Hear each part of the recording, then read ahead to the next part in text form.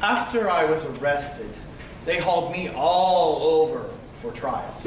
In front of the high priest, the Sanhedrin, Herod, and finally they turned me over to the Romans, to Pilate.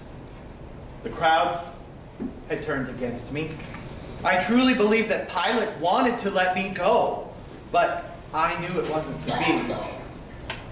When he offered the crowds Barabbas or me, they enthusiastically shouted, "Barabbas! Barabbas!"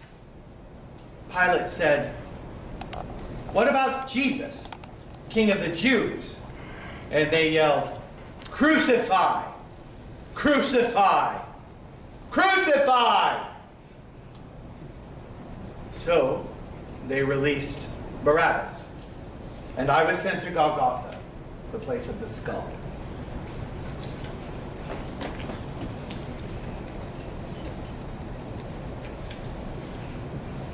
That was my cross. Jesus got put on my cross. I didn't have any say. I was supposed to be condemned that day. I was sitting in my cell and I was waiting for them to arrive to take me away. And they didn't come. This Jesus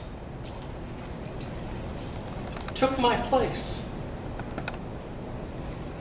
I remember I was an insurrectionist, and I was out in the places fighting to get rid of Rome, and we kept hearing about this Jesus, this Messiah, and thinking maybe he was going to join us with his power. So I sent my friend Simon over to be a part of his group.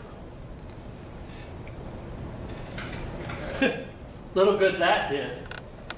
Simon came back to me and said, "You need to come meet this guy and hear all the wonderful things he's talking about, peace and love and caring for one another."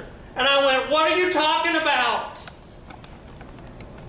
We sent you over there so that he could rile him up so he could join us. And you're joining them?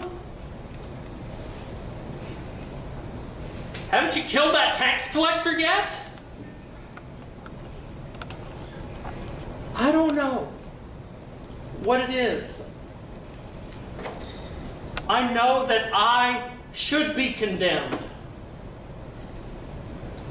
I've murdered. I've killed innocent people to make the Romans mad. And yet, Jesus took my place. Not just like all of you Christians say, "Well, Jesus died for me." Literally, Jesus died for me. It was my cross. And I don't know how to live with that. I just don't.